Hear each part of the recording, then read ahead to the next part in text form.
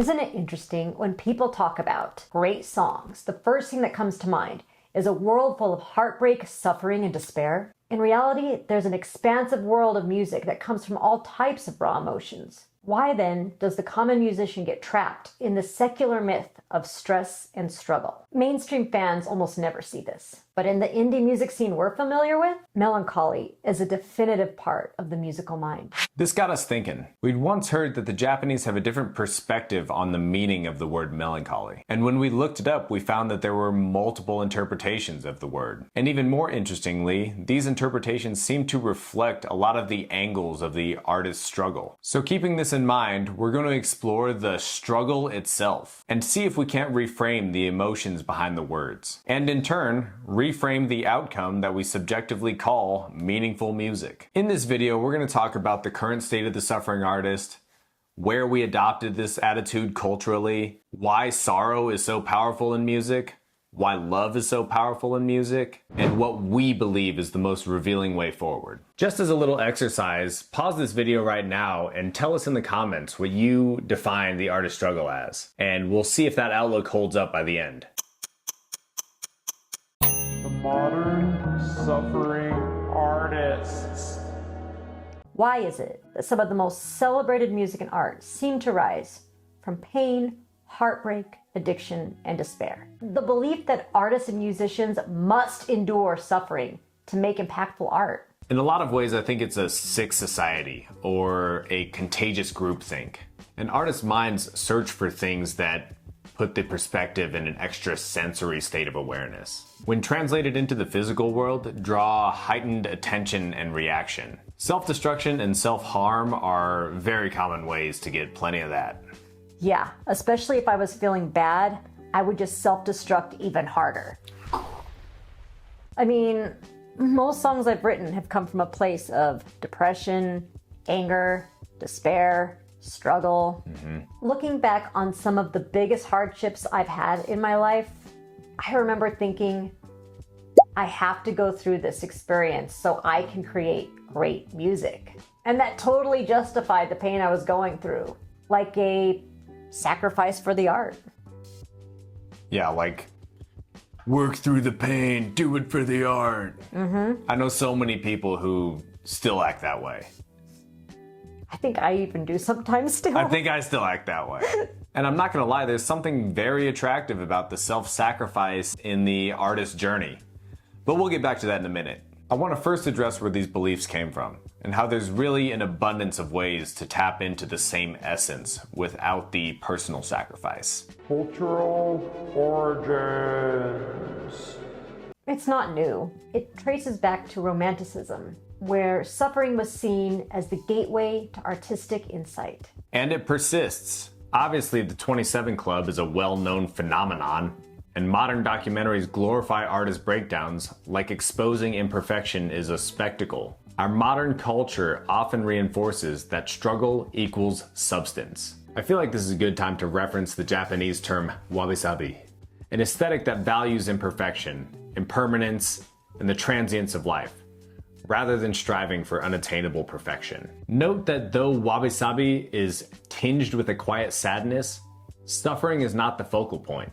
Instead of drowning the sorrow in self-destruction, owning the emotions of sadness and despair can give you a sense of empowerment. I don't know who needs to hear this, but you can acknowledge your flaws without destroying yourself. Wabi-sabi, to me, has this reminiscent feeling of blissful or happy tears. And we're gonna touch on how that's felt in music in just a minute. Yeah, but the power of sadness in art is insanely infectious. It's sadness. It's so seductive. Sadness. Let's be honest. There's a magnetic beauty in music born of sorrow. It's raw. It's real. It gives a voice to emotions that we often suppress. Songs of heartache, grief, and despair connect us because they reflect our own inner struggles and validate our pain. But should we confuse emotional honesty with emotional suffering as a requirement for creativity? Sometimes sorrow is more subtle and doesn't merit such dramatic despair. I'm reminded of furusato, the Japanese aesthetic associated with nostalgia. We can carry deep sentiment for the past, or even past lives, with a sense of longing while cherishing the connection simultaneously. It always amazes me when I hear a song from my past that was incredibly present at the time. It will bring up those same emotions, and you really feel them. It's almost like I go directly back to that moment. It's incredibly powerful. Nostalgia is so bittersweet, and it really seems to be incredibly important to everybody. Yeah, there's almost like a Pavlovian thing that goes on there where music brings you back to that physical state that you were in. You can feel it in your body. You're Yeah. like there, you're back there. It is the craziest thing. Yeah, it's very physiological. We're always going to be longing for belonging. And this is where learning balance comes into the picture. Back to elation and blissful creation. Elation and blissful Love, peace, and creation. elation. What about art that comes from love, peace, and elation? Songs of bliss can be just as powerful and contagious as songs of sorrow. Yet our personal programs and our psychological blocks don't always allow us to give it the same light. I know most of my songs have been inspired by despair. However, the songs I've written in times of bliss have been some of my most rewarding work. And I still write them in a melancholy fashion, because I just can't not do that. It's indie. There's always elements of sadness to them, even if the message isn't sad at all. It's a thing.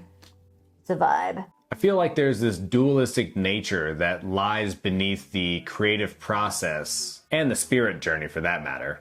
Music from joyful states often inspire courage, hope, movement, and unity. Great art can come from light just as it comes from darkness. And this is kind of where I resonate with these Japanese aesthetics so deeply.